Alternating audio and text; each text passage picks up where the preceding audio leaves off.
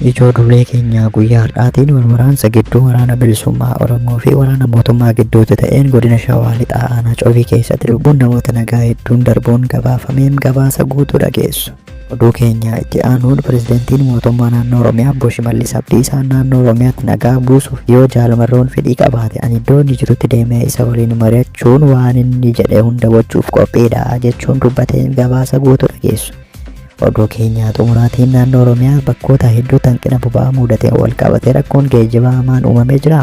Kanaanis hawaasni gatiin taarifaa dachaa lamatti ta'eera jechuun hawaasni komateen gabaasa guutuu dhageessu. Alaamaan isaa namni nagaa daawwattoota Biiftuu Miidiyaa oduu guyyaa irraa qabnee dhufnee dhufaan turan affeerraa keenya. Oduu keenya jalqabaatiin magaalaan Coobii kan godina Shawaa Lixaa keessatti argamtu guyyoota muraasa dura wal waraansa hamaa gidduu waraana bilisummaa Oromoo fi humnoota nageenyaa mootummaa gidduutti taasifameen weeraramtee turte. Haalli kun erga loltoonni waraana bilisummaa Oromoo ganama boroodhaan magaalittii seenanii booda kan mudate yoo ta'u, kanaanis lubbuun namoota nagaa hedduu darbuu fi qabeenyi manca'uun mirkanaa'eera. Haala wal waraansaa fi miidhaa qabeenya akka gabaasa kanaan dura dhiyaateen loltoonni waraana bilisummaa Oromoo magaalittii erga seenanii booda waajjiraalee mootummaa irratti xiyyeeffachuun tarkaanfii fudhataniiru. Waajjiraaleen tajaajila hawaasaa kennan gubachuu fi meeshaaleen keessa jiran manca'uun tajaajilli mootummaa akka addaan citu taasiseera jedhameen. Wal waraansi kun gidduu magaalatti waan ta'eef manneen jireenyaa fi daldalaa hedduun gidduu rukuttaa rasaasaa keessatti kufanii turuun gabaafameera. Miidhaa namoota nagaa irra ga'e wanti hundaa'uun nama gaddisiisu wal waraansa kanaan namoonni nagaa dhimma kana keessa harka hin qabne lubbuun darbuu isaati. Jiraattonni akka jedhanitti namoonni nagaa hojii ofii irratti yookaan manuma keessatti rasaasan rukutaman jiraachuun gabaafame. Miidhaan kun hawaasa naannichaa keessatti naasuu fi gadda guddaa uumeera jedhe. Wal waraansi naannoo mana jireenyaa hawaasaatti gaggeeffamu yeroo hunda hawaasa naannichaa miidhaa qulqulloota galaafachaa jira. Oduun Aanaa Coobii irraa dhagahame kun calaqqee rakkoo bal'aa amma naannoo Oromiyaa keessatti babal'achaa jiruuti jechuun gabaafameera. Haalli qabatamaan amma lafa jiru akka armaan gadiitti xiinxalamuu danda'a.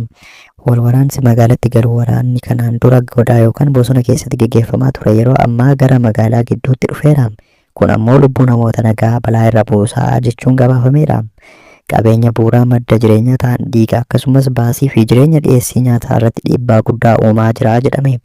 Rakkoo nageenyaa fi itti gaafatamummaa naannoo Shawaa Lixaa dabalatee godinaalee akka Kaabaa Wallaggaa fi Gujii keessatti wal waraansi walirraa hin cinne itti fufee jira jedhameera.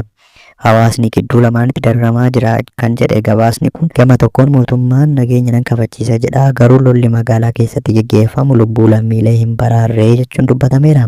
Gama biraan humnoonni hidhatan tarkaanfii mootummaa irratti fudhatan gidduutti hawaasni nagaa miidhamaa jira.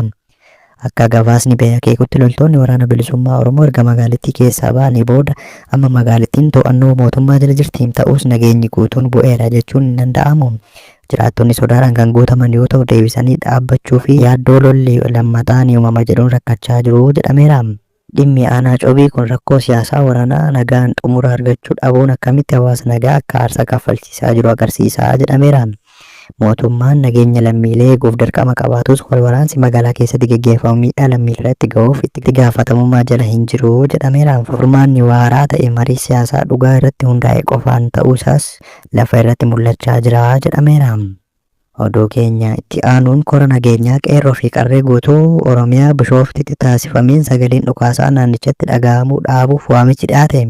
Korri nageenyaa guddaan qeerroo fi qarree guutuu Oromiyaa hirmaachisee magaalaa Bishooftutti gaggeeffamaa ture bitootessa 29 godabamuun dhaga'ame. Korri kun mata duree wal ajjeechaan obboleewwanii haa dhaabbatu nageenya waaraan fuulla'insa naa mirkanaa'u jedhuun kan ture. Korri kun kaayyoon isaa guddaan walitti dhukaasa naannoo Oromiyaa godinaalee hedduu keessatti mudatu dhaabuu fi rakkoo tasgabbii naannichaa furuu akka ta'e miidiyaaleen mootummaa gabaasaa jiru. Pirezidantiin mootummaa naannoo Oromiyaa Obbo Shimallis Abdiisaa kora kanarratti argamuun akka jedhanitti gamtaan qeerroo dargaggoo Oromoo sagaleen qawwee Oromoo irraa callisee nagaan akka waaruuf sochiin eegale kun seenan kan yaadatu ta'uu kaasuun yeroo ammaa boqonnaan qabsoo Oromoo wal ajjeesuu cufee qabsicha garaa gulantaa itti aanutti ceesuu qabaa jedhaniiru. Yeroo amma irra jiru kanattis jaarmiyaan Oromoof nan qabsaa jedhu kamiyyuu uummaticha barnootaan ga'oomsuu dinagdeessuu fi sirna cimaa ijaaruu irratti fuulleffachuu qaba jechuun dabalataan dubbataniiru. Pirezidaantii Shimallis mootummaa naannoo Oromiyaa nageenyi qe'ee Oromootti akka waara'uuf waan barbaachisu hunda raawwachuuf qophiidha jedhaniiru. Itti dabaluunis qaama daandii nagaa filate kamiyyuu waliin dubbachuun nagaa fi tasgabbii qe'ee Oromootti fiduuf mootummaan naannoo Oromiyaa qophii ta'uu ibsaniiru. Sosochiin gamtaa dargaggoota qeerroo Oromootiin tolfama jedhame kun sababa garaagarummaa siyaasaan wal ajjeesuun akka dhaabbatu kaanis dantaan sabaa eegsifamuun akka danda'amu mirkaneessuuf socho'aa erga ture bubbuluutu himame. Korri nageenyaa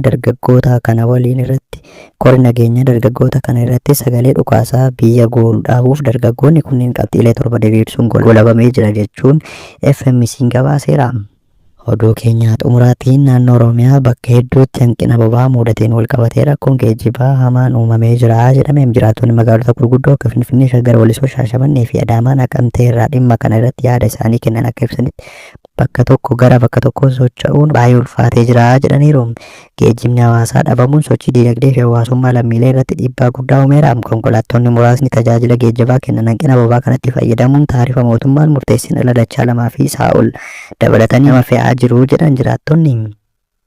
Kunis lammiilee harka qalleeyyii ta'an irratti ba'aa dinagdee guddaa uumeera. Rakkoon kun hammaachuu isaa kan agarsiisu namoota dhukkubsatan gara dhaabbata fayyaatti geessuun illee akka dhabamaa jiru jiraattonni dubbataniiru. Lubbuun namoota nagaa sababa geejjiba dhabuutiin balaa irra jiraachuun isaas gabaafame. Konkolaachiftonni gama isaaniitiin boba'aa argachuuf baay'ee rakkachaa akka jiran ibsaniiru. Boba'aa amma tokko argachuuf guyyoota 2 fi isaa ol dabaree eeggachuuf dirqamaniiru. Kanaan wal qabatee halkan guutuu konkolaataa keessa buluun dabaree eeggachaa akka jiranii fi kunis hojii isaanii irratti gufuu guddaa akka ta'e dubbataniiru. Rakkoon boba'aa Itoophiyaa fi naannoo Oromiyaa keessatti mudate kun dhimmoota naannoo fi idil addunyaa waliin kallattiin walitti hidhata. Haalli qabatamaan lafa jiru akka armaan gadiitti ibsama. Waraansi naannawaa galoo galaanaatti reedsiitti mudate dhiyeessii boba'aa addunyaa irratti dhiibbaa hamaa geessisee jira. Waraanni Ameerikaa fi Israa'el gama tokkoon akkasumas Iraan gama biraan